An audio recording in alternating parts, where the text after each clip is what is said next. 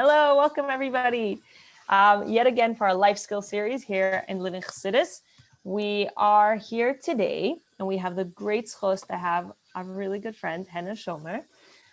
She is a Restore Your Core teacher, body ready method certified, restorative exercise specialist, and a women's health advocate, core and pelvic floor specialist. And not only that, but she really gives her heart and soul to help women in different stages in their lives, and how much more so in the childbearing years. So we have the great zchus to have Henna here, and she's going to speak with us about the incredible importance of postpartum care.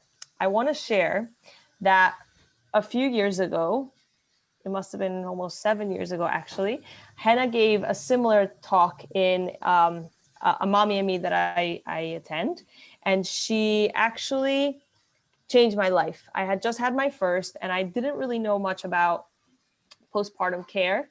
So it blew my mind that she would so openly speak about it, and not just speak about it, but with such passion and such love. And it helped me realize how important it is for us to really take care of our bodies. We are the Akaris bias, not just in Yonim and Atzilus and whatever, but we literally are, and we're the ones that bring on the next generation, and we care for the next generation. And so it's our job to take care of ourselves so that we can then continue to give the world what they need us for. So thank you so much, Henna, and you can go for it. Okay, well, welcome everybody. I'm so happy that you're here. I would love it if we can just take a minute and just kind of land here. I'm just fixing my screen. I know that we are all super busy. You guys probably, when you're on the East Coast, you probably just are like running in here for bedtime. If you're on the West Coast like me, maybe your kids are having screen time so you could be here. But we've all been very busy. So I want you guys just to really just take a minute and try to settle into your seat and feel your body just being supported by where you're sitting.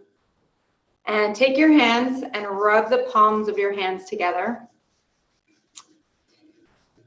And it can go fast or slow, however that feels good to you. Wiggle your toes. Now we're going to take 3 breaths, and we're going to do long exhales and then pause, and you're going to see that your body is just going to spontaneously inhale. So when you're ready,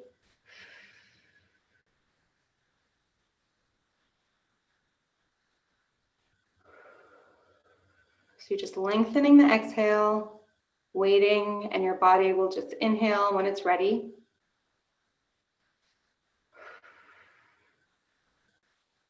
Excellent. This is a little settling exercise to help us land here and get our body and our brain ready to hear what's going on. So Michal asked, okay, so first let me introduce myself. So my name is Henna Shomer. I am a mom of 5 kids. Kanai. The oldest one is 13 and the youngest is 5.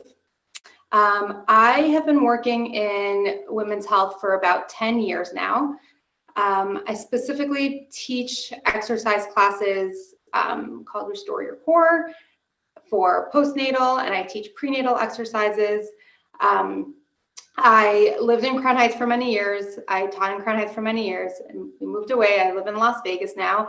And thanks to COVID, I'm able to now reach out to the Lubavitch women, and I do group classes and private sessions, and able to help women to feel strong in their body, to know how to take care of their body in a functional way that will really support us through the lifespan of being a mother.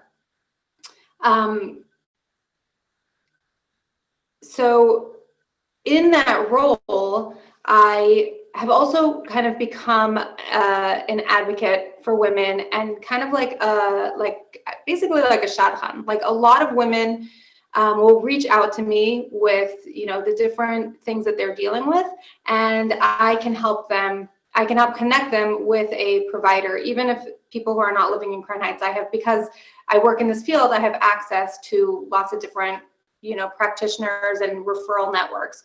So even if you don't get to the end of this talk, if you're just hearing this beginning of the talk, I want you to know that you can always reach out to me. You can always email me, WhatsApp me. WhatsApp is probably the best way to reach me. 310-279-3315. You can also get my number from Michal. But really, there's a lot of very sensitive topics that a lot of women don't feel comfortable talking to their doctor to, or they're like, I don't even know who the first person is to talk to. Like, what do I even do with this? And because it's so private, maybe it's not something that you're talking to your friends about or your sisters about or your cousins about. So what happens is a lot of people end up just, living with issues that are really solvable. So I'm here for you guys, and I'm here to support you and help you get the help you need. And, sometimes it takes more than one person to help you find the help you need, but don't give up, because whatever is going on with you, you're not the only one going through it. I've been doing this for a long time. I know it can be uncomfortable to reach out about sensitive topics, but one thought that helps me is just to know that there's nothing you could tell me that I haven't heard before. And this is what I do. So it's not it's not uncomfortable for me as the practitioner. So that's the very, very important message that I think, understanding the details of, what we're going to talk about is important. But the context of that is that you can get help, and there is help for you, and you don't have to just put up with different things, in my mother's generation, let's say leaking, they all joke about it. Oh yeah, I go to a wedding, I need a diaper, and ha ha ha. But, and maybe in that generation that was the case, but there is help for that sort of thing now. And you don't need to live with it. So that's very important to know. While we're talking here, I would love for this to be more of a conversation and a discussion rather than just a speech. So if you have any thoughts, if you have anything that you want to say, any questions you want to ask, you can send them to Michal, you can send them to me, and probably if you send them to Michal, she'll see them faster. Or you can even unmute yourself and you can ask questions, because this is, just imagine us all in a room together, maybe sitting all on couches and just chatting together. That's what I want you to imagine that this is like. So Michal asked me to speak about early postpartum. And a question that I get a lot is, what can I do for my pelvic floor early postpartum? So I get calls from people I just had a baby, or I had a baby a couple weeks ago. I'm noticing some things are happening that maybe are not so good, and what can I do? And the number one thing you can do after you have a baby for your body is to rest. Okay, this is going to be the main topic that we're going to talk about today. Thank you. So your body goes through these incredible physiological changes while you are pregnant. Now, the thing is that all those changes are mostly happening on the inside. The only thing that we see is our belly is getting bigger. And I think we kind of imagine that nothing really changes except that this baby is plopped on top. But that's not the case at all. Physically, your organs are shifted and moved and smushed and just displaced, and your hormones are changing, and your blood level is increasing. You can study the science of what happens to a woman's body while she's pregnant. And there are tons of changes. And then after you have a baby, there are even more changes, because now your body is in this recovery phase of recovering and going back to kind of getting things back to where they were in terms of your hormones and your organs and things like that. So there has to be a space in between having a baby and just going on to our regular everyday life. And especially early postpartum, and I'm really thinking, I say early postpartum right now, I'm really referring to the first 6 weeks. And we'll break it down a little bit more, kind of what I'm talking about. But so I'm not talking about 1 week or 2 weeks or 3 days. I'm talking about the first 6 weeks. is early postpartum, when the most important thing you can do is rest. So it's helpful to imagine that when we grow a baby, we have our body is incredible. Hashem made our body in this beautiful, amazing way. We grow this whole other organ, this placenta, to support the baby. And if you've had a chance to see your placenta, it's pretty big. It's about the size of a dinner plate. Okay, so imagine a dinner plate. That's the size of your placenta, where your placenta is attached to your uterus. When you have your baby and you deliver your placenta, the placenta detaches from the uterus and then it comes out. And then what you're left with is this big wound that's the size of a dinner plate of where your placenta was attached to your uterus, and now that wound has to heal. And that's where the postpartum bleeding comes from. So it's not just, I remember when I first learned this, I was like, oh, I thought it was just like random, like your body's just getting rid of blood. But what actually is happening is that you are healing a wound. So imagine if you had, or I'm sure, you've had a kid that had like a scrape on their hand or something, and they just like keep picking it and it keeps bleeding, and it, keeps getting like whatever, and who knows what can happen to it. And you're like, okay, just stop touching it, right? And then when we stop touching it, then that's when it can heal. So that's the same thing with your, Okay. That's the same thing with the bleeding that's happening postpartum. Sorry, I'm just figuring out my technology here. Where did it go? Oh, there it is. Okay.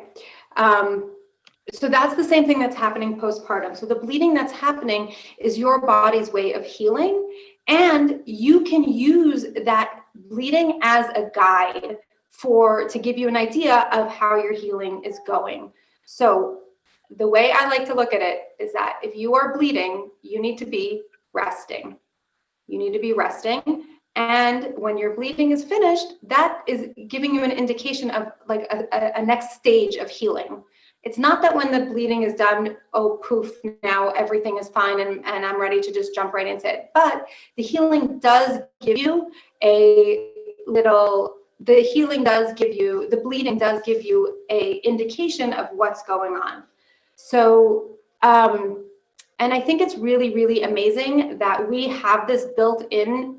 Halacha has this built into us, for us, with the concept of being nida postpartum. Can you guys hear the ringing? There's like ringing in my ear. Okay, good. Okay, so halacha, Tyra, Hashem has given us this gift of that we have this indicator of what's going on in our bodies. I live in Las Vegas. I work with a lot of women from all different backgrounds, and they don't really make this connection between the bleeding and the healing, where we have that already built in with halacha, because when your bleeding has stopped and you're able to do a week of bedikas, whatever your Rav is telling you exactly what to do, and definitely if you're having issues with doing bedikas postpartum, you should 100% call your Rav, because the halachas are different depending on what's going on for you. But if you can do whatever bedikas you need to do and your bleeding has stopped and you're able to get to mikvah, that gives you an idea of where your healing is. So that means that before, when you're still bleeding, that's your body's way of saying, I need to slow down, I need a rest, I need to let everybody else take care of things. So I want to get into real practical what I mean by rest, because I think that when I say rest, it could mean different things to different people. So I was very, very lucky that I had the guidance of my mashpia pretty early on, and she is also an advocate for women's health and taking care of their bodies. And she herself has had 10 kids, and she's implemented this with all her kids. So if you're thinking like, oh, I can see, the practical things we're going to talk about, you might be able to say like, oh, I can see how someone could implement this with a few kids, but like, once I have too many kids, I can't do it. I promise you, she has figured out a way to do this and to rest, and so can you. So, I like to say that the first couple weeks you should be in pajamas in bed.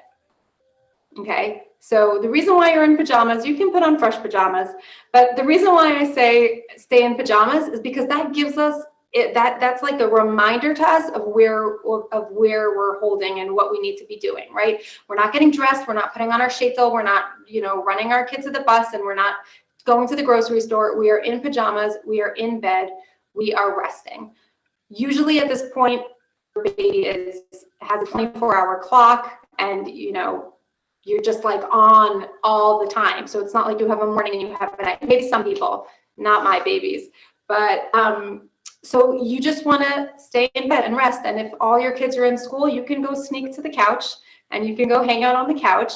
But this is your time to really, really just rest. And that means that we have a lot of responsibilities as the mother, right? As the Akira Sabayas, as Michal said, right? If you just like list all the things you do all day for your family, there's a lot of things that you do. So that means that postpartum, okay, I see a question. This is a very good question. Does your body get sore from resting for so long and not moving?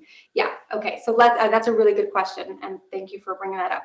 So when I say resting and not moving, so first of all, I don't know about you guys, but for me, I'm like rocking my babies and like pacing up and down, and maybe not like the first week, but the week after that. So you are totally not allowed, like you are, when I say resting, I mean not doing anything strenuous and not doing anything that is like a responsibility. Like if it feels really good for you to walk around your house and just walking around your house, then go for it.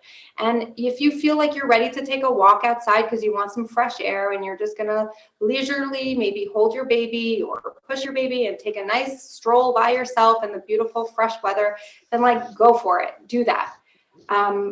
But what I want you not to be doing is not doing all those things that are, like your movement should not be coming from cooking dinner and going to grocery store and bathing your other kids and putting your other kids to bed and doing the laundry and cleaning your room and mopping the floor, right? So there's a very big difference between, hey, I feel like, doing whatever, or I feel like doing some gentle stretches, or I feel like doing some, gentle core activation versus like now I'm going to be taking on all these responsibilities. So, so far I haven't found mothers that say that they are so sore from resting, because you're not literally in bed because you're like in bed and not moving, because you're taking care of your newborn, right? So this early postpartum phase is about you and your newborn. So Bracha, tell me if that makes sense, or if you need more information about that. Yeah, go for it. Thanks. I guess, sorry, my video is not on. Okay, no problem.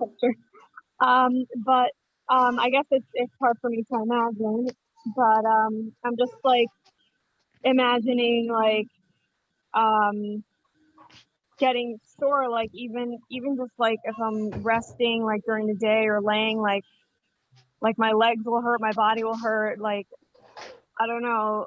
I'm trying to imagine like resting so much could also sounds very depressing also, like how do you not feel depressed if you're not like regularly, I'm not talking about exercise, like even let's say relaxing swimming, or just like going for like a stroll, or doing something like getting your mind off of like just mothering, like sounds a little overwhelming to just like be involved in only one thing.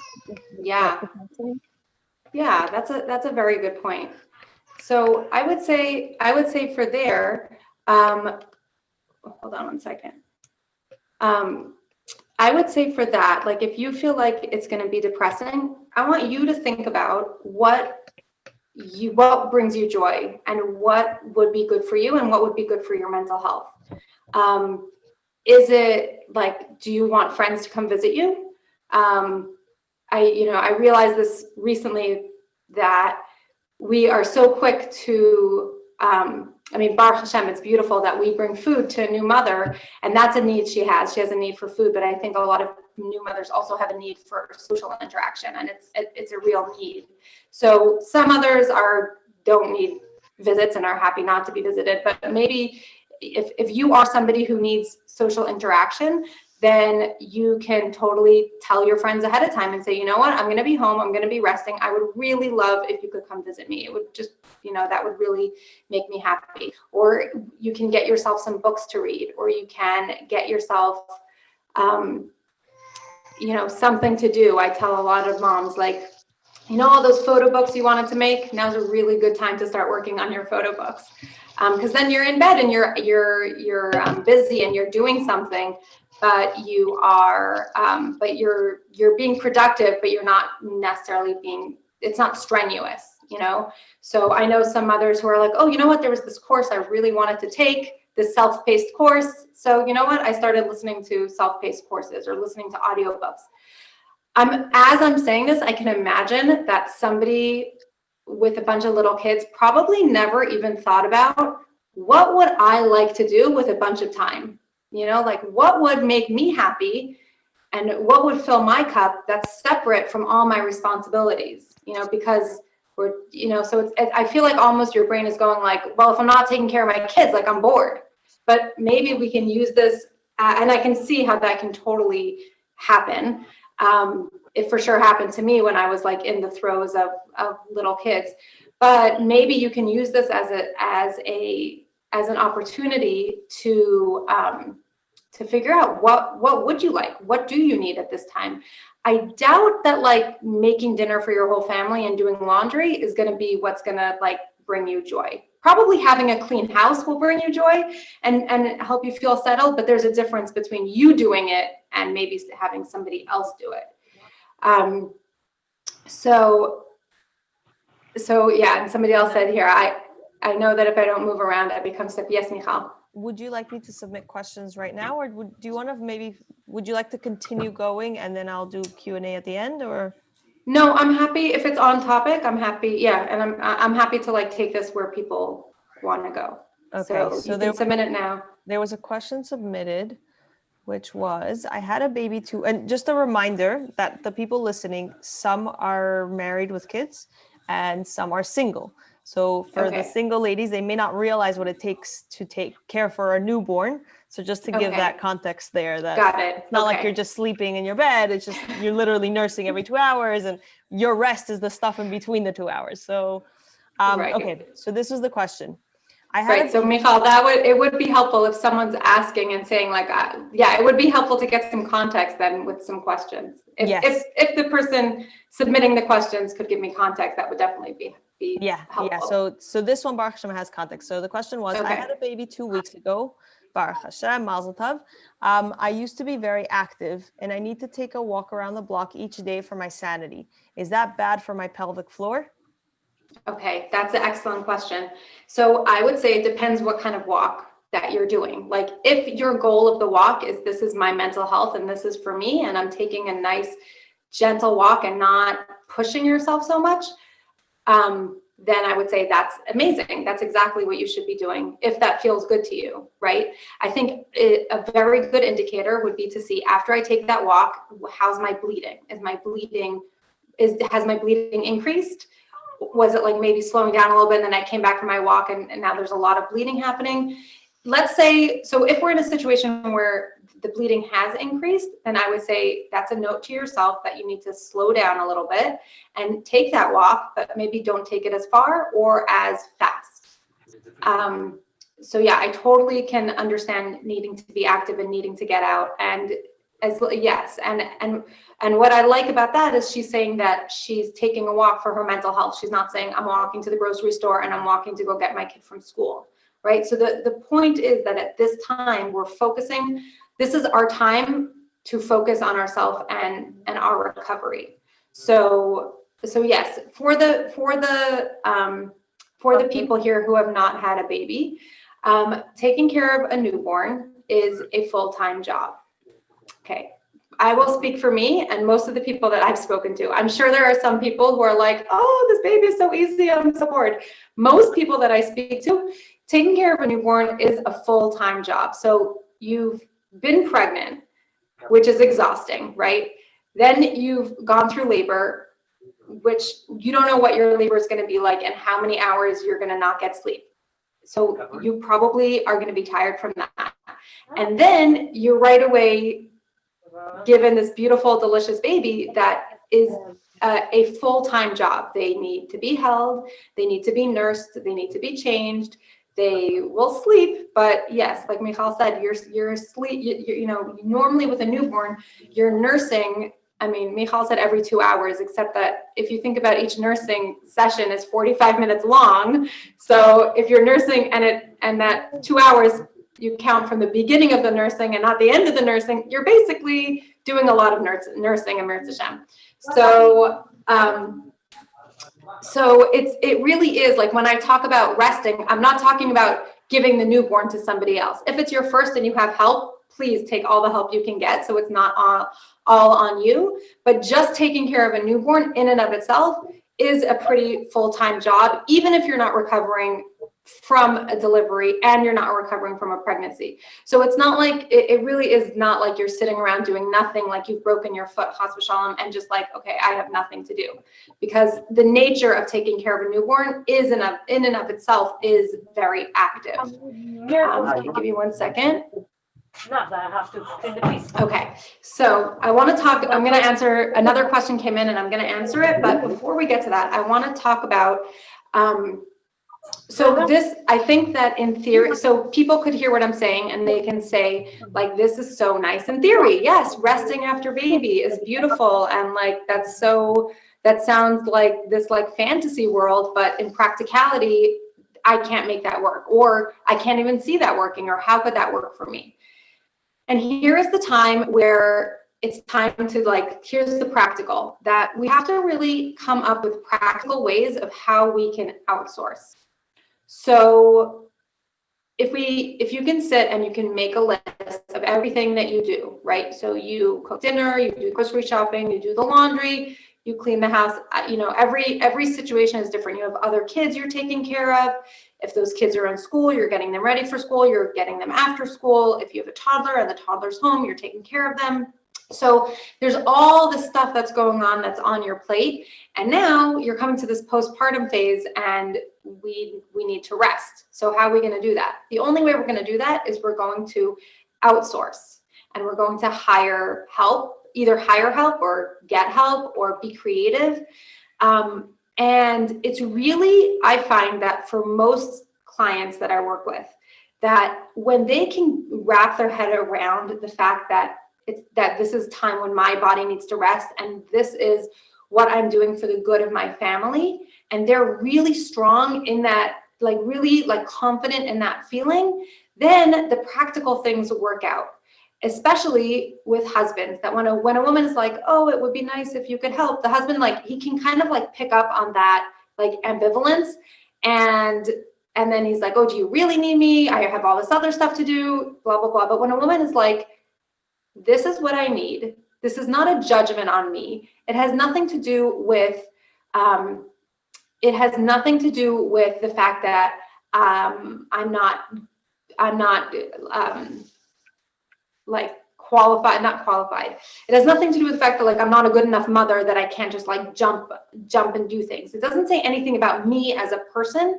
It just means that a postpartum mother needs to rest, and this is what her body needs, this is what her family needs, and this is what her baby needs. When you're in that mindset, then I find that like the nitty-gritty of the pieces can end up falling into place. It definitely takes creativity, and it takes outsourcing, and it takes trying to figure out how to make it all work. And it definitely takes a lot of just being okay with things not being exactly the way you want them, right? So it's on a practical level. Like when I have postpartum moms, I like to sit down with them and their husbands and say, okay, who's cooking dinner? Who's doing the grocery shopping? Who's doing the laundry? Like, let's figure all this out. Who is taking the kids to school? Who's picking the kids up after school? If you have other kids at home, then for the first few weeks, who is taking care of this other kid that is normally my responsibility? So we're figuring this all out. You can, if you have family to help, you have family. If you have friends, like, hopefully you can start cultivating a culture within your friend group of like, this is what we do after we have a baby. So, oh, this person had a baby. I have a toddler. I have another, let me take your toddler for you. I'm going to take your toddler every day for a few hours. One toddler, two toddlers, not such a big deal, right? And let me help you that way. So if we can, and you can ask your friends. You can, like, I find that most times when we just put it out there, I mean, it's hard and it's vulnerable to say, I need help. Can you please help me? But I find that when we say that, your friends will be very happy to pitch in. So it's just a matter of, and you can plan it ahead of time. You can say, like, listen, I have a baby. I don't have any family that can come in. Can you take my kid for what can you help me with? Maybe it means if you live in a place that you can get food, maybe it means getting takeout for the first bit, and that's fine. And maybe it means eating cereal and milk. Maybe everyone in your family is going to eat cereal and milk for 6 weeks. And you know what? They will be totally fine. And you know what? If your kid goes to school with mismatched clothes and in their Shabbos clothes when it's a Tuesday, like, you know what? Everything will be fine. And if your kids end up only getting a bath for Shabbos for a few weeks, really, it's okay. It's really, really going to be okay. And I think that, okay, so we had a question here. What if you don't have any friends or family that can help because they're too busy with their own stuff? So that is a really good question. And my first thought there is, are you deciding that they're busy with their own stuff? Like, are you looking at their life and just deciding, oh, they're too busy, I can't ask them? I know I do that all the time. Like, oh, I'm going to call her, but no, it's a bad time for her. I'm not going to call her. Like, I didn't give her, maybe it's bad time, but maybe it's a good time. I don't know. Like, let me give her that option instead of making making up her mind for her right away. So that would be the first thing to see if you're thinking that they're busy. Are you thinking that they're busy, or did they actually practically tell you, I'm sorry, I'm too busy, I can't help you? If you don't have friends, so that's the first thing. If you actually don't have any family and don't have any friends around, then this is the time to invest in help. And it's an investment, and it's a lot. It could end up being a lot of money at the beginning. And the way I like to think about it that helps me is I think about it, when you're like shelling out that every hour, oh my gosh, I'm paying them 1 hour, 2 hours, 3 hours, you could, at least for me, like I can start getting nervous when I'm adding up the money in my head. But if I think about it as like, okay, my postpartum is going to cost us $1,000, $2,000, whatever it is. Like, think about it in like a lump sum. To me, that way is a little easier. So then it's like, okay, I'm paying them, whatever I'm paying. It's, maybe it's $250 a week or whatever. But just to know that this is your time to invest. And I use the word investment because yes, it is a financial investment. It is money. I'm not going to lie. And I know that for a lot of people, finances are really challenging.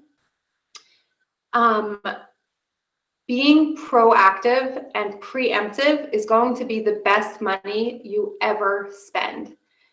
Because unfortunately, if we don't rest at the beginning and we don't take care of ourselves, then it could end up being a situation where it's very stressful later on. And, there's a lot of postpartum depression and anxiety happening.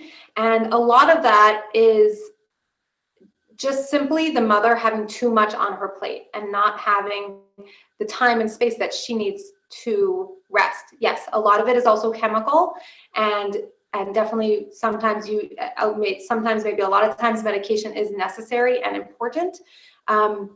And also just setting yourself up for success. That's my mantra that I like to use is, how can I set myself up for success?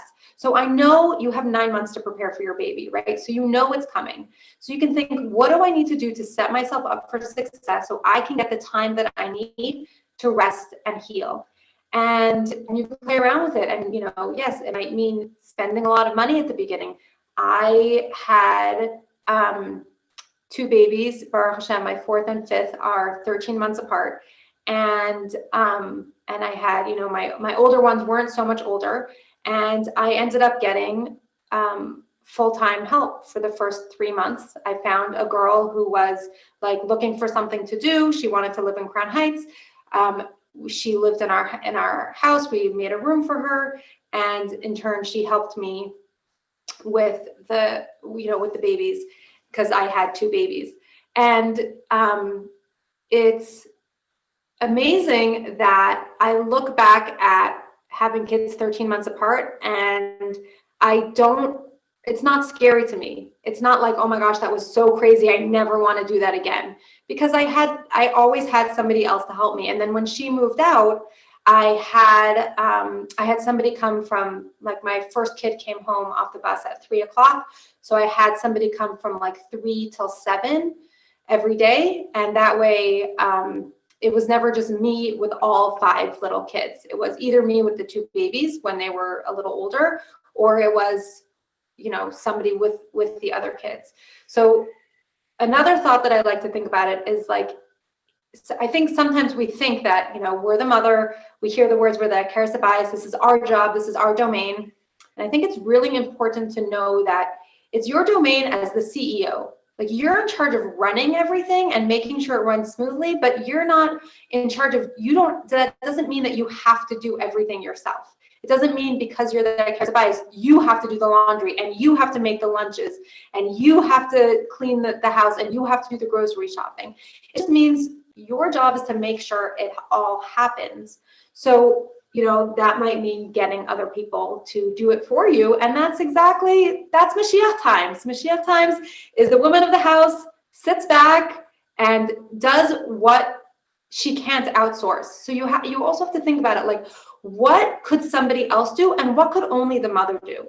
Only the mother can nurse her kid. Only the mother can have that love and connection with the kids. Only the mother can be that mother figure. Can somebody else mop the floors? Yes, somebody else could mop the floors. Could somebody else cook dinner? Yes, somebody else could cook dinner.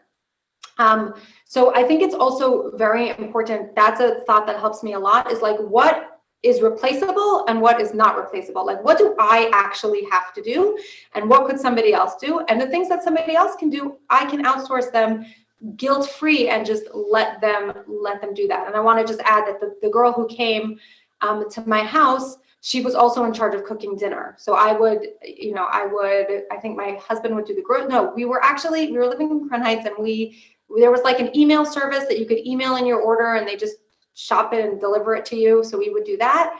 And then the girl that came would cook dinner also. So I had the stuff and I would tell her what to do, but she would cook dinner. So that was like off my plate. I didn't have to cook dinner. And food is always so much better when somebody else makes it. So, and the best part of that story is we set that girl up with my brother, and she is now my sister-in-law. So that's the best part of the story. Okay, let me see. There's some questions that came in.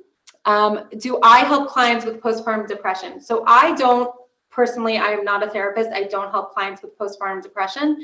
I can help people. Like, if they're wondering where to go or who to find and where they can go to, like, do they need to see a doctor? Do they need to see a therapist? I can definitely help them with that. Or even sometimes women are like, is this normal? Is this not?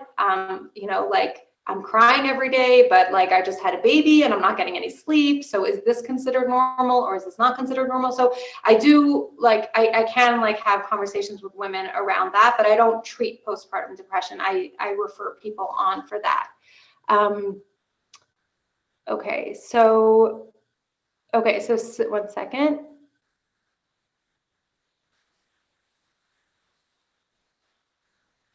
Okay, so someone is saying that the cares of bias in hiring help, that wealthy women in the olden days ran their homes like castles.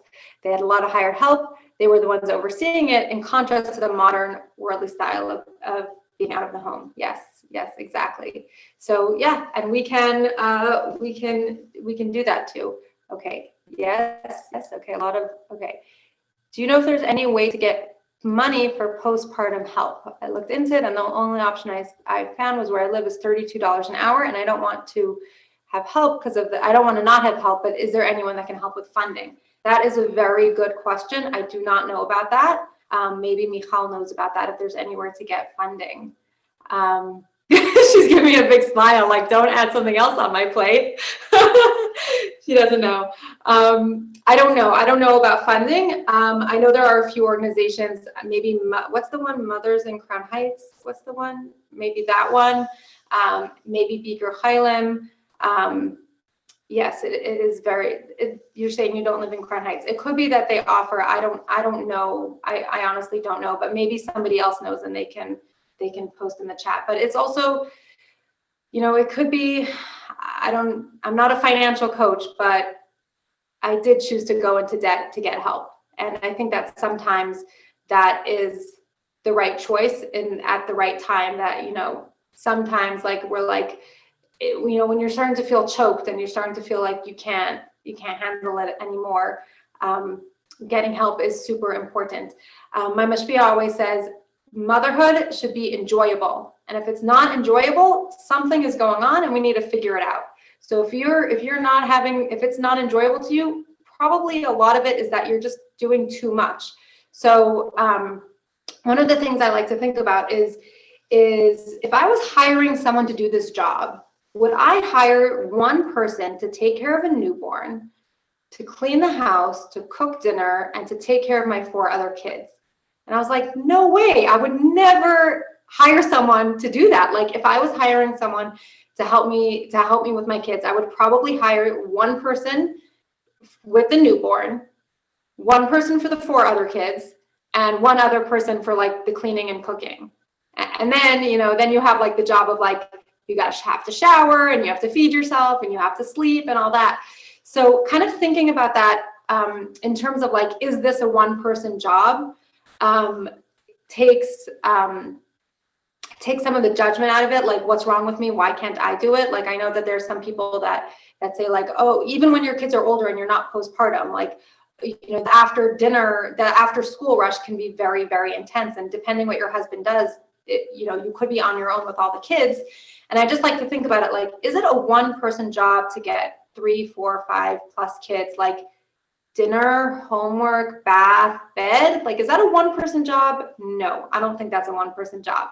So then we see what we can do to help. And, you know, depending where you live, there are creative ways of trying to find, you know, you don't necessarily need a high school girl if you're going to be home. Like, maybe you can find a 7th grader or an 8th grader who won't charge you so much, you know. But I really think that once you're in the right mindset of, this is not about me, this is just the neutral fact that this is not a one-person job. This is a neutral fact that woman, after having a baby, needs to rest. This is not about my capabilities. This is not about me as a person. This is not about me being a good mother or a bad mother or a good wife or a bad wife. Like, once you have that mindset and that's the view that you're looking at things, everything else is going to fall into place. You're going to figure it out. When you're like, I don't know, do I really need this? Is it really important? I don't know. Then it's like, then there's space for all the, you know, the doubts to come in. But once you're, like, really strong and like, no, actually, this is what a mother needs, then you're going to find a way to do it. So I don't know if that helps with nitty-gritty questions. Like, yes, we can definitely, every situation is different, and it does take a lot of creativity and asking for help and being creative in the way that you need help. But I think it really is about just looking at it through the view of, what do I need and how can I get it? And I don't have to apologize for my needs, and I don't have to apologize for the fact that I'm tired. Like, if I'm tired and I need a nap, I can get a nap, and I don't need that. That doesn't say anything bad about me, and it doesn't say anything, I'm not less capable. I think part of what we can use the opportunity, and I think that for a lot of moms with little kids and in the postpartum stage, we kind of, like, forget about this, but you can use this time to really start paying attention to your own body and your own needs. Like, what do I need right now? And I can get those needs are valid, and I can get those needs met. I don't have to apologize for them. Like, if I need some good food and I can't make it myself, so I'm going to buy a salad from wherever it is for, you know, however much it's going to cost, because that's what I need right now. that's okay. You're allowed to feed yourself. And if you need to get extra help, you get yourself extra help. And if you need sleep, you get yourself sleep. Like, pay attention to your own needs and learn how to fill those needs. Maybe we can't always fill them exactly. Maybe we have to be creative of how can I fill those needs, but that comes with like an underlying understanding of my needs are valid. My needs are, if I have it, I'm worth it. I'm a worthy person, and I can fill those needs. And I think that's probably something that we can use this opportunity to work on. Okay, so one. Can you hear me? Yes. Yeah. Okay. Yeah. So there was a question about losing baby pounds. When can I start getting on that? Oh, I love this question. Okay, so I think I want to preface this question with when I had one of my babies. My oldest is a daughter, and she just said to me, like, very matter-of-factly, like, "Oh, mommy, it took 9 months for your belly to grow. It's going to take 9 months to go back to normal." And I was like, yeah, actually, yes, that's exactly how it is. So I think that, after kind of sharing your body for 9 months, a lot of us are very anxious to, like, okay, I want to get my body back. And it's really, really important to understand that, yes, it took 9 months for your body to grow this baby. And it takes time for your body to get back to normal. It takes a long time. It takes about, I would say 9 months at the minimum is when you can expect, like, yes, there are those special, lovely people who we love so much who like are wearing their pre-pregnancy clothes at their baby's breasts, and yay for them. But most of us are not like that. That's just not really the way our body works. I think it's also very important to understand that while you're nursing, so for some people, nursing, the pounds just fly off. Unfortunately, I'm not one of those people, but for a lot of people, while you're nursing, your body needs to hold on to extra pounds, because it actually, this is the crazy thing, it takes your body more calories to make milk than it does to be pregnant. I think that's mind-blowing. Like, so if it takes your body more calories, it means that your body needs more calories. So really, it's a really good idea to kind of like acknowledge those feelings of wanting to get your body back and say, I hear you. I hear that's important to you. What we're going to do is we're going to take those feelings and we're going to put them in a little box, and we're going to put them to the side, and we're going to readdress those maybe when my baby is 9 or 10 months old. And instead of focusing on losing weight in that time, we're going to focus on eating healthy food. Like, now is the time to eat. Now is the time to eat and not to be restricting calories. It's not the time to be focusing on getting back into exercising to lose weight. And then so Michal, just repeat the question again to make sure I answered everything I wanted to say. The question is, when can I start working out so I can lose my baby pounds again? Okay. So yes. So the Restore Your Core, the core program that I teach, we actually I don't have women in my class until they are 12 weeks postpartum. So 12 weeks postpartum is when we start to kind of start pushing our body more. And even then, the goal of my program is not weight loss, and the goal of my program is not flat belly. The goal of my program is functional core. So there are, like, if you're concerned about your core and your pelvic floor, there are definitely exercises that you can do starting almost like, the day after you've had a baby. But honestly, like, the first few weeks, those are exercises that you do in bed. They're very gentle. They're just about like reconnecting to your core and reconnecting to your pelvic floor. So you don't want to be thinking about losing weight right after baby. You want to be thinking about getting enough sleep, getting enough food, getting enough calories, making sure you're eating enough healthy fat. So eating peanut butter and almonds and coconut oil and avocados and all that sort of thing. Like, I'm not a nutritionist, so I can't like speak tons on that, but making sure that you're eating like high quality food and really not thinking about losing weight. Yes. Okay. So somebody's asking about diastasis recti. Yes, I can definitely talk about diastasis recti. So yeah, so I just think, just to finish off, it's really, really important for you to, I want you guys, can you guys all type in the chat, what do you think is considered early postpartum time? So when I'm an exercise teacher and I'm looking at women who are postpartum, what do you think I consider to be the postpartum period?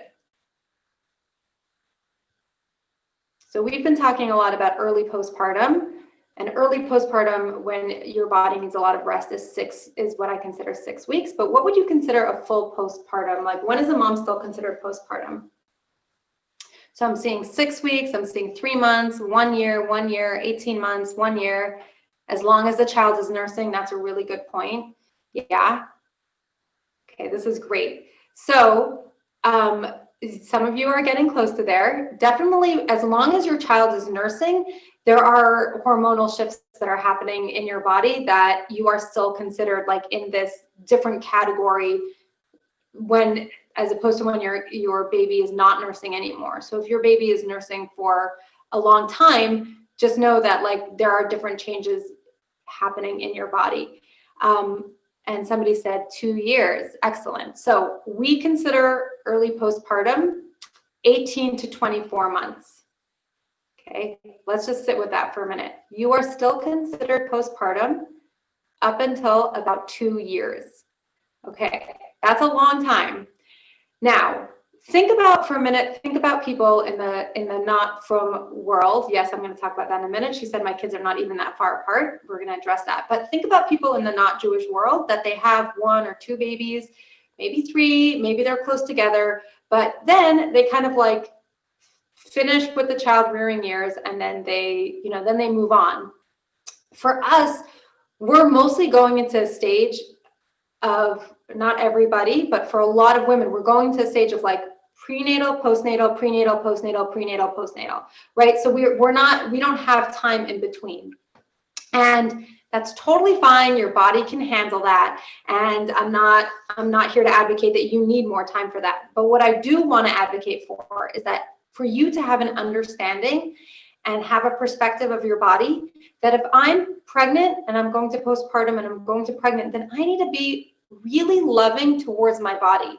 And I need to understand that this is, she said she did that for over a decade straight. Yes, Baruch Hashem, yeah. A lot of people do that. So what do we do? We're not just going to sit. It's not ideal just to sit around and wait till you're done in your postpartum phase to start working on your body. And you can definitely work on your body, but I want you to just like give yourself grace. Like I think that when you're in it for so long, you can start like getting frustrated with yourself. Like, why don't I have more energy? And why is my house not organized more? And why am I not doing this? And why am I not doing that? Like, instead, let's take a minute and let's say thank you to our body. And let's understand that actually our body is under physiological stress. It's not a bad thing, and it could be a good thing. But then that just means that we need to support that. And we need to do extra support as opposed to, your middle-aged man who doesn't need that extra support because their body is just like stable and not doing anything else except for, going to their 9-to-5 job. Like it's very, very different. So what I want you to do with that information is to be like, oh yeah, of course I'm tired. Of course I need a lot of sleep. Of course I can't keep up with all the housework and all the kids' work and all the everything because I'm actually dealing with a lot. And just to really like give ourselves grace and just be really, really compassionate to ourselves and really nice to ourselves. And yeah, it is a little harder when you're doing that in the long run. But it's possible. It's really possible. And again, like back to this other point that I was saying, that when you're feeling like that and that's the way you're looking at it, your husband is going to follow suit. Your husband is going to be like, yeah, like he's taking cues from you. So if you're like, wow, look what my body is doing. This is amazing. Yeah, I'm a postpartum mom. I totally need a rest. Then he'll be like, oh yeah, you're right. That's great. Like I really find that that husbands really, really follow along. So yeah, so it's important to understand that postpartum lasts for a long time. And the way that your body is going to heal and the way that your body is going to get back to itself is specifically by resting in the first few weeks until you get to mikvah. And then, so just circling it back to the beginning, and then even after you've gone to mikvah, we don't go from 0 to 100, right? We go from 0 to 25%. Let me start dipping my toes back into the household responsibilities and see how it goes. And let me assess, is this working for me? Is this not working for me? Is this overwhelming for me? Do I need to pull back? Okay, we're gonna stay, oh, this is actually working for me. Okay, let's stay like this for a good 2 or 3 weeks. Okay, I'm still feeling good, I'm still feeling fine. Now let me go back to 50% capacity. Okay, we're gonna stay in 50% capacity. We're going to assess, we're going to notice how we're doing. We're going to communicate with our husband, and then we're going to go to 75%. So you're not, I want you to look at this as like, this is, you know, for sure the first like three months really should be like in your head. Early postpartum is really 3 months. So I don't want you to think, so also in America, we have this thing where we have this 6-week postpartum visit. And your 6-week postpartum visit is like, you know, I'm postpartum, I go for my visit, my doctor gives me a check, and then I'm back to myself and I'm back to everything. But it's first of all, that 6-week postpartum check is arbitrary. It doesn't mean anything. It's just a number that somebody came up with. And like in my ideal world, there would also be a 3-month postpartum check with your provider, because 6 weeks is a certain level of healing. And then 3 months is also at a certain level of healing. And it also kind of matches your baby, because your baby has, you know, like you'll notice with your baby that like the first 2 weeks are kind of like one phase, and then and then the next like 6 weeks are another phase. And then like around 3.5, 4 months, the baby starts settling down more. And that really gives you a cue of what to do for yourself. So we have a little bit of a problem because we're at 6 o'clock. We're at 9 o'clock for you guys, just about. And we have so many more questions. So what do you want to do, Michal? You need to unmute yourself. Sorry, you can hear me? Okay, great. Yeah, I can hear you. If you'd like to continue, you can totally go for it. Okay.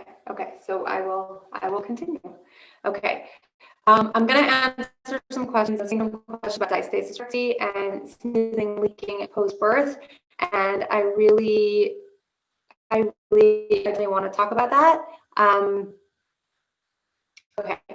But before we get to that, I really want to talk about a few things. The first thing that I want to do, and what I want to talk about, is that I find that moms, in terms of resting postpartum, and even, you know, the longer postpartum, that where the work needs to be done is really what's happening in their mind. That, you know, it's not so hard just to sit on your couch.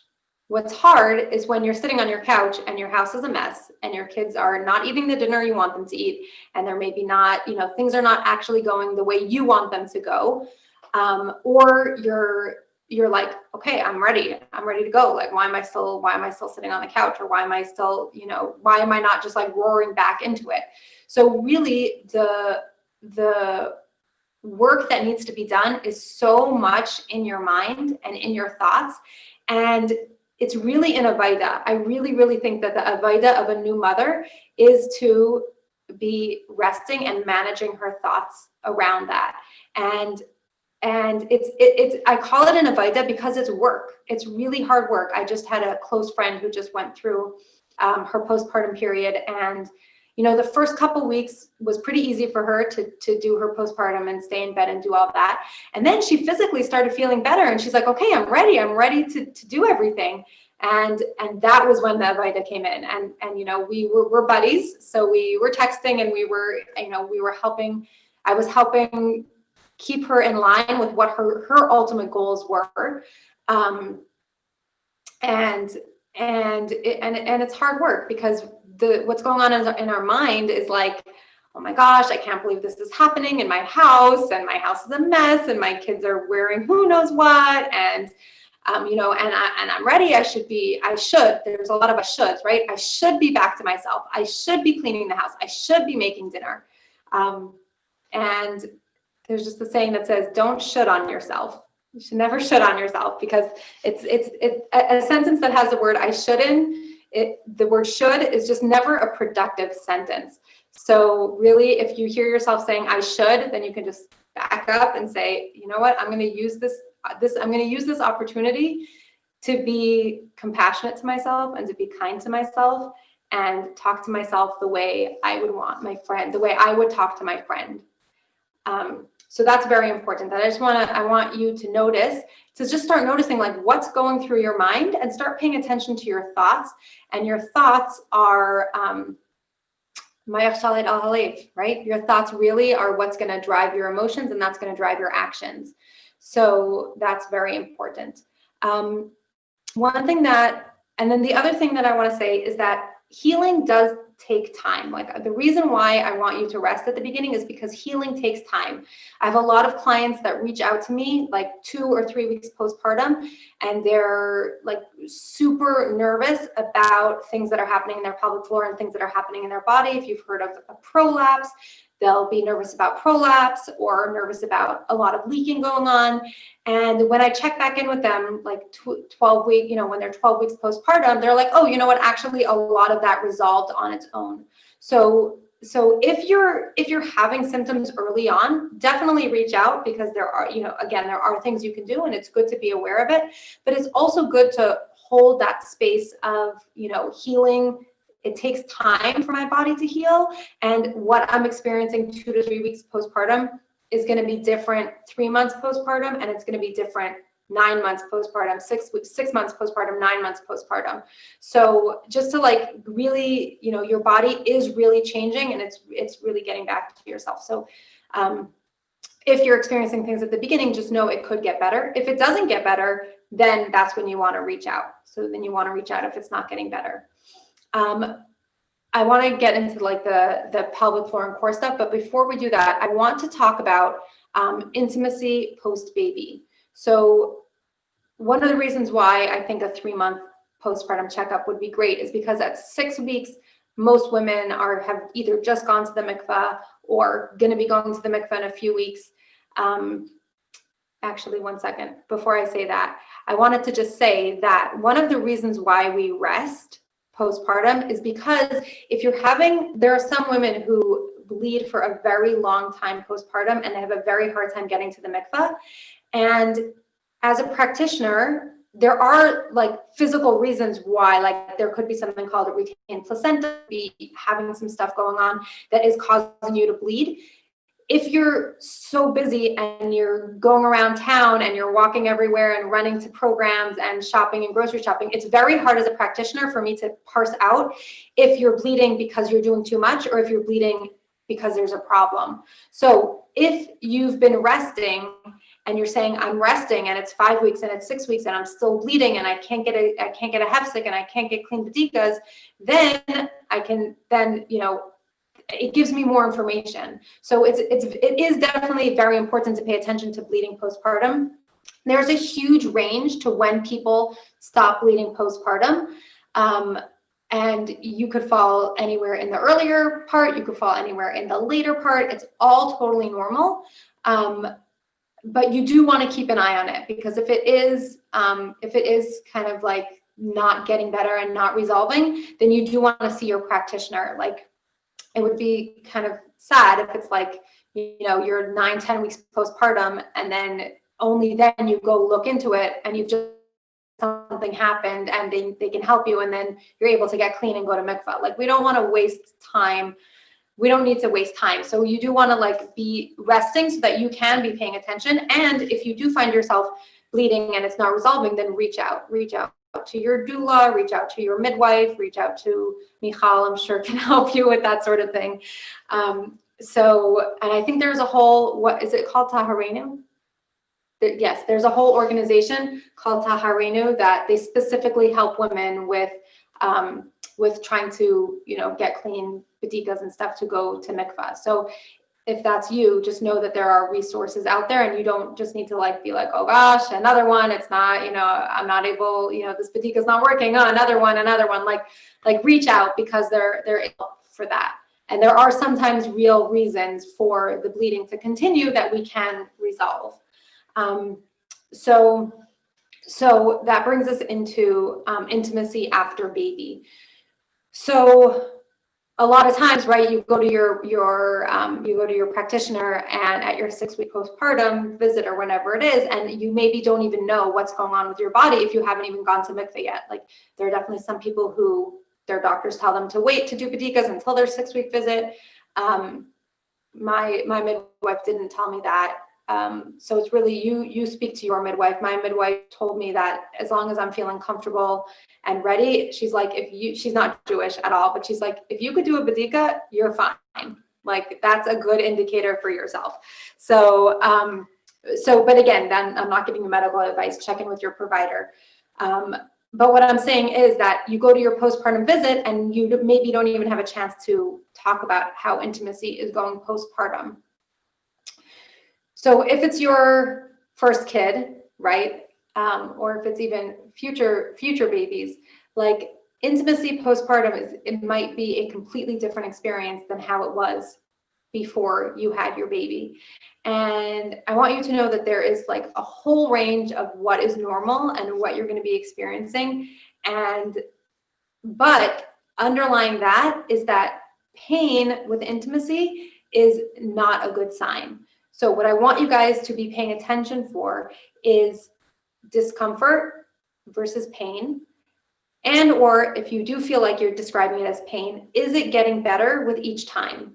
So you should be able to see some sort of progress. And again, timeline is different for each person. But if it's the same every time, the same level of discomfort and intensity each time, then that's an indicator to you that for you to reach out to a pelvic floor specialist or your midwife or your doctor or someone like that, because it shouldn't be just like I just think about it as like a graph. Like, it should be getting at least a little bit better each time, as opposed to just stay the same every time. So that's really important. And just to like be aware that your body is different postpartum and your hormones are different postpartum, and things that felt good before you had your baby might not feel so good after you had a baby, and you're nursing and everything is changing. So just use this time to just be really gentle with yourself, be really, really communicative about your needs, about what feels good, about what doesn't feel good. And you don't have to apologize. If you need space, you need space and you're allowed space. Or if it's like, I'm okay with this, but I'm not okay with that, like, you're allowed, and you only do things that feel comfortable to you. So this is obviously more of a topic that we can discuss one-on-one. Michal's a Kala teacher also. She's someone that you can talk to. But I just think that it's important to have these overall brush strokes of ideas of that, it could be uncomfortable, but it will get better with each time. And if it's not getting better, then reach out, and not to feel bad and not to apologize for the fact that your body is different. And just, again, pay attention to what feels good. It's your body. Pay attention to what feels good to you. And I know that most spouses just want communication. They just want to hear, oh, this is what you want. Oh, okay. Thank you for telling me. I didn't realize.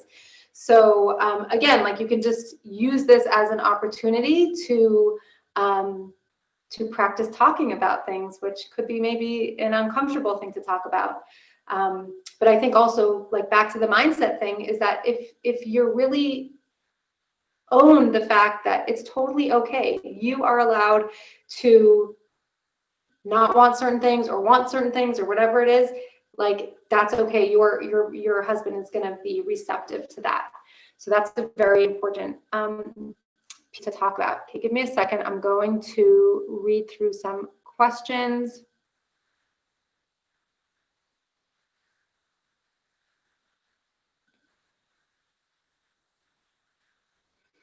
Okay, so there's a few questions coming in about pelvic floor stuff and core stuff. So just really, so this is a whole other workshop all in and of itself. that we can definitely do at some point. Yeah, I was gonna say, if you'd like, maybe we could do that as a separate talk. We can do that. Yeah. So does anybody have any questions about specifically what we were talking about? There's one more thing I actually want to talk about, but as of now, is there any questions that don't necessarily fall directly into pelvic floor and core category? And again, if you want to unmute yourself, feel free to unmute yourself. Yeah, I messaged you a question earlier about what you were talking about. Okay, yeah. So can you tell it to me? I can't even see who is talking. Yeah, go for it. What's your question? Did she just mute herself again? There were a whole bunch of questions that came in, so it could be that it got like up to the top. So if you're comfortable asking it again, or maybe messaging it to Michal, because I really want to make sure that you have your question answered. Okay, somebody is asking, what core classes are there in Crown Heights? So the core classes that are in Crown Heights, there is somebody by the name of Malky Schwartz, and she teaches Restore Your Core classes in Crown Heights. I can you can either message me for her contact info, or Michal, do you have her contact info? I do. She actually spoke for us last year, so you can also go to our YouTube channel and our podcast, and you can listen to her talk there. And I'm pretty sure she gives her information there, but you can definitely reach me, and I'll give you her contact. Okay. So yeah, so Malky does in-person classes in Crown Heights, and if you're comfortable doing classes over Zoom and private sessions over Zoom, I do Zoom. But Malky is amazing. She's really qualified, and she really knows what she's talking about. So so she's really good. One more thing I just want to talk about early postpartum, and again, if you have more questions, text them, like send them to Michal, so I can answer them. But something that comes up super often with postpartum moms is constipation. And a lot, I don't know why, this is like the biggest kept secret for some reason, but like over 80% of postpartum moms deal with constipation. And it's really, really important to deal with the constipation, because being constipated is really not good for your pelvic floor. You end up putting a lot of strain on your pelvic floor. So I want you to pay attention and notice what's going on in your body. And if you are constipated, or you're feeling like you have to strain to eliminate, then we want to start doing things to take care of that. So there's a few things you can do. The first thing you can do is to start relaxing your belly throughout the day. And you guys can actually all do this right now. You can just relax your belly. And you'll notice that when I say relax your belly, you can see that you can relax your belly, which means that most of us are walking around with like a tight belly, or like sucking our belly in throughout the day. And digestion is a downward, it's a downward process. So when we're sucking our belly in, we're kind of like stopping that downward process. So when we can relax it, we can just let that go. There are, in terms of the physical, if you've heard of a squatty potty, getting your feet up higher off the floor, so you're more in a supported squat position. Sitting more upright with a neutral pelvis, as opposed to being slouched. So a lot of people will get up on the toilet and their low back, their low back will be very slouched like this. So if you can get up and just get into more of a neutral pelvis, where your low back is flat as opposed to rounded, that will help a lot. And then you want to just get up on the toilet, up on your squatty potty, and just relax your belly. And it's amazing, because our body actually knows what to do. Somewhere along the line, we got the message that we need to like strain to eliminate, but really you don't. When things are working the way that they're supposed to, you just sit down and you relax, you get into the right position, you relax your belly, and your muscles can take over. So if that's not happening for you, that's when you want to start checking in. First, like the first line of defense is to make sure you're drinking enough water. So, you know, every time you sit down to nurse, get your big bottle of water with you, and just make sure that you're drinking enough water. So that's the first thing. And then making sure you're eating enough fruits and vegetables. And then if you need like the big guns, then you can take some supplements like, I'm not a fan of things like stool softeners or what's that other thing? I don't know. There's other like medications. I'm not such a fan of them because then your body could become dependent on them. I like recommending, my clients find that taking magnesium is really helpful. If you Google Dr. Aviva Ram and constipation, she has magnesium, and I think it's Dr. Aviva Ram and magnesium. She says there what kind of dose, which type of magnesium, but taking something like magnesium, vitamin C, which probably your body needs anyway, and vitamin C, then you can take like fiber, like straight fiber, like something like psyllium husks, and you just want to take it to the point that your stool is like, it just passes easily, and it's not something that you have to think about. If you, what was I going to say about that?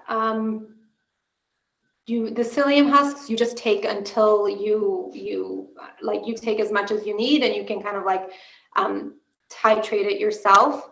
But you just want your stool to come out easily. It shouldn't be a big deal. This is what I was going to say, is that knowing this, it's just something to really helpful to just preempt this, that like, if you know you're going to have a baby, just know that that this might be an issue, and just, you know, proactively have your fiber ready, have your magnesium, have your vitamin C, or whatever it is that you're going to do. Your water, make sure you're drinking enough water. Like, I literally cannot say that enough. You really need a lot of water when you are early postpartum, and especially if you're nursing. So, but to kind of like be proactive and not wait till you're postpartum and you have a 1-week-old baby and you're like, oh my gosh, I have to send someone to get me this and I need that.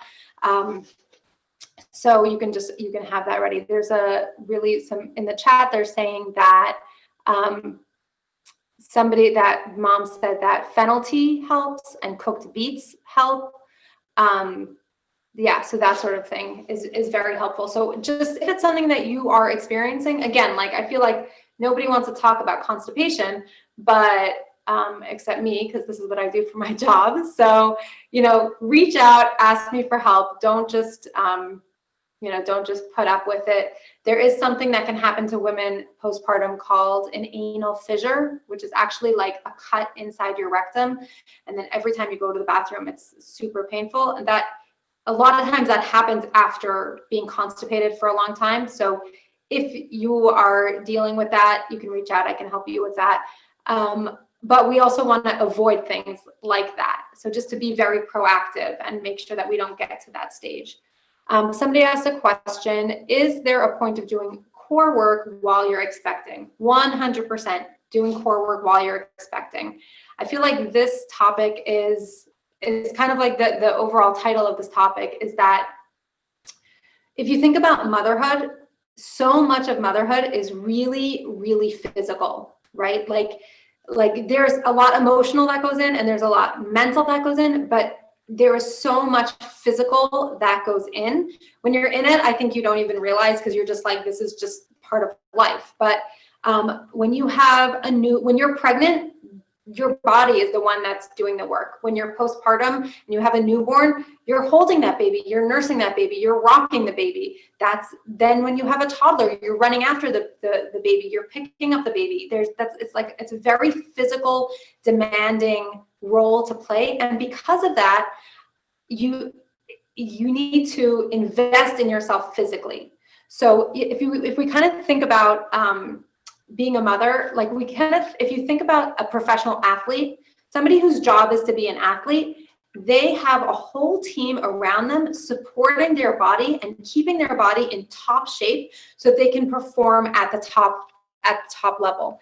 So I want you guys to think about yourselves as professional athletes, that what you're asking from your body is this huge physical task. And because of that, we need to be supporting it physically. So in my perfect world, every woman would be doing functional strengthening exercises for their body in a way that is really with the goal of supporting their body through, the different physical stages of motherhood. So yes, while you're pregnant, you can definitely do things that can help your core. I work with women with that. You can be doing things postpartum. You should be doing things like, even though we were talking about like that cycle of going from like pregnancy to postpartum to pregnancy to postpartum, now's your, just think about that and think about, okay, that means that I have to be investing in my body physically. I have to be getting enough rest. I have to be eating enough food and quality food, and I have to be exercising. Like I remember I was speaking to a physical therapist in Brooklyn. She doesn't live in Brooklyn anymore, but she was like, yes, I had a client. She has 13 kids, and she came to me after her 13 kids to start working on her core and pelvic floor. And the PT was like, I can help her, but I could have helped her a lot more if she would have come to me along the way instead of just waiting till the end. So really thinking about getting pelvic floor help, getting core help, getting body help while you're going through this stage. And this is not just like oh, it would be so nice if we did this. This is like your body needs this, and we need to invest in our body. Okay, so somebody here is saying that she did see a pelvic floor therapist during pregnancy, and that pelvic floor PT said there wasn't much that she could do during pregnancy, but would need to do after. Okay, so there are definitely different schools of thought, and I don't know this PT, and I don't know how she was trained, but definitely the work that I do with pregnant women is very helpful for them. It's helpful for preparing your body for birth. It's helpful for dealing with pregnancy, and it's helpful for supporting after. So,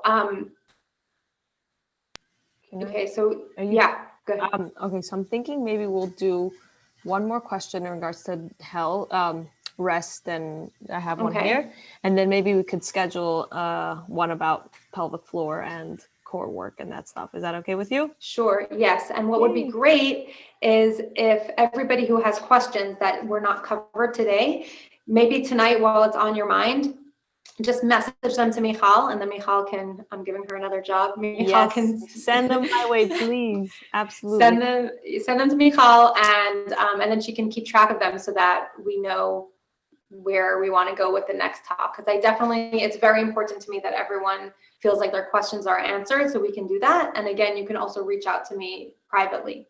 Okay, Michal, what's the last question? Okay, sorry. You muted yourself again. Okay, now you can hear me. 1 second. Sorry, I have to.